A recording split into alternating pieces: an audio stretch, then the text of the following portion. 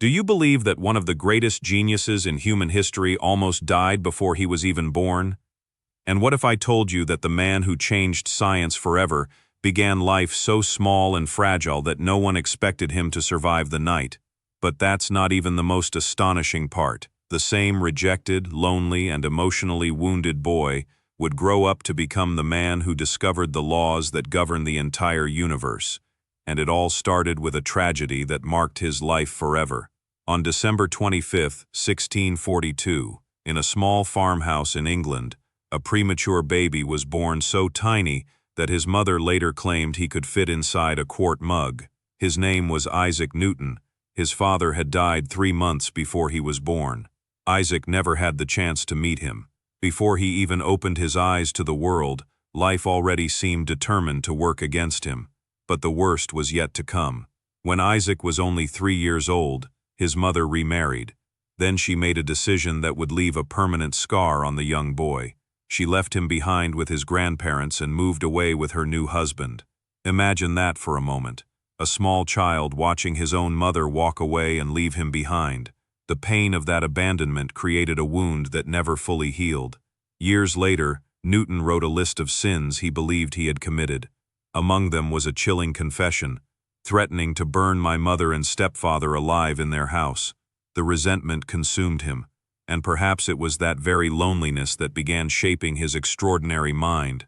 While other children spent their days playing games, Isaac spent long hours alone. But what looked like isolation was actually the beginning of something remarkable. His imagination worked differently. His brain processed the world in ways that nobody around him could understand. He built miniature windmills. He designed water-powered clocks. He observed storms and measured the force of the wind. He spent countless hours studying things that everyone else ignored. Yet no one realized what was developing inside that young mind. At school, Newton was not considered a prodigy. In fact, for a long time he was viewed as an average student. Then one day, everything changed. A classmate constantly bullied him. Tired of being humiliated, Newton finally fought back. He won the fight.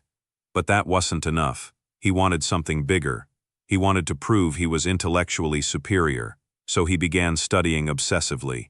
Days, weeks, months. He threw himself into books with an intensity that bordered on obsession. Before long, he became the top student in the school. But this was only the first glimpse of the greatness that was yet to come. And if you think this story is already incredible, wait until you hear what happened when a deadly plague unexpectedly changed the course of human history. Years later, Newton entered Cambridge University, one of the most prestigious institutions in England. It was a place filled with brilliant minds and ambitious scholars. But there was one problem. Europe was being devastated by one of the deadliest diseases in history, the bubonic plague. Thousands were dying. Entire cities were living in fear. And eventually, Cambridge University was forced to shut down. Newton had no choice but to return home. For most students, this would have been a disaster. For Isaac Newton, it became the opportunity of a lifetime. Alone in the family farmhouse. No professors, no laboratories, no classmates. Just him and his thoughts. And during this period, something extraordinary happened. In little more than 2 years, Newton developed ideas that would forever transform mathematics, physics, and astronomy. Think about that. While the world was struggling to survive, a young man sitting alone in the countryside was reinventing humanity's understanding of reality itself. It was during this isolation that he developed the foundations of calculus. It was during this isolation that he began exploring revolutionary theories about light. And it was during this isolation that he started formulating the laws of motion. But there is one moment from this period that would become legendary. A simple apple. According to tradition, Newton was sitting in a garden when he saw an apple fall from a tree. Most people would have ignored it. Newton didn't. Instead, he asked a question that would change history forever. Why? Why does the apple fall downward? Why doesn't it rise into the sky? Why doesn't it move sideways? What force is pulling it toward the ground? That simple question triggered a scientific revolution. Newton began thinking, what if the same force that pulls the apple also pulls the moon? What if that force extends far beyond Earth? What if it acts on everything in the universe?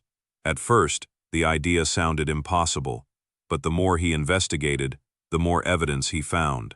And slowly, he approached one of the greatest discoveries in human history: universal gravitation, an invisible force connecting everything: planets, moons, stars, galaxies, all governed by the same universal law.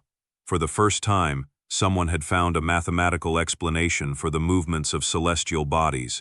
It was as if Newton had uncovered the secret code of the universe itself. But not everyone was impressed. Many people doubted him. And then another key figure entered the story: Edmund Halley, the same astronomer whose name would later become famous through Halley's Comet. One day, Halley visited Newton and asked him a seemingly simple question: what kind of orbit would a planet follow if it were attracted to the sun by an inverse square force? Newton answered immediately: an ellipse. Halley was stunned. How could he know that so quickly? Newton calmly replied that he had already worked out the mathematics years earlier. There was just one problem: he had misplaced the papers. Imagine that. A discovery capable of transforming science had been sitting forgotten somewhere among old notes. Halley encouraged him to rewrite everything. Newton agreed, and he began writing one of the most important books ever produced by a human being: Philosophiae Naturalis Principia Mathematica, known simply as the Principia. Many scientists consider it the greatest scientific work ever written. Inside its pages were Newton's famous 3 laws of motion, laws that are still taught in schools and universities around the world today, laws that made modern engineering possible: cars, airplanes, rockets, space exploration. Much of the technology we use every day traces its origins back to those discoveries. But there is something many people don't know. Newton was not only a genius, he was also obsessed. He worked until exhaustion. He often forgot to eat. He slept very little. Sometimes he would spend days focused on a single problem. His pursuit of knowledge was relentless, almost superhuman. And that obsession came at a cost. Newton experienced severe emotional breakdowns, periods of mental instability, bitter conflicts with fellow scientists, most famously, his rivalry with Gottfried Wilhelm Leibniz over who invented calculus first. The dispute became one of the greatest intellectual battles in history. Europe's scientific community split into opposing camps. It was a war of ideas. Yet Newton kept moving forward, kept discovering, kept changing the world. Beyond gravity and motion, he also revolutionized the science of light. Using prisms, Newton demonstrated that white light was actually made up of many different colors. Today, that may sound obvious. At the time, it was groundbreaking. He revealed secrets hidden within the very nature of light itself. Once again, Newton was seeing what others could not. As the years passed, his reputation continued to grow. He became president of the Royal Society. He gained national recognition. And eventually, something unprecedented happened. Queen Anne knighted him. Isaac Newton became Sir Isaac Newton, a scientist elevated to the status of a national hero. But perhaps his greatest achievement was not fame, not power, not titles.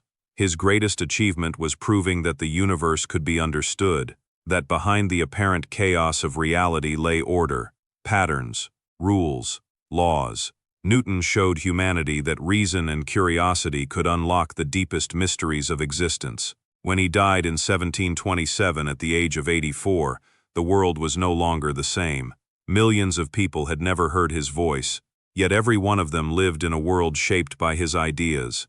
And perhaps no quote captures his journey better than the one most often associated with him: "If I have seen further, it is by standing on the shoulders of giants."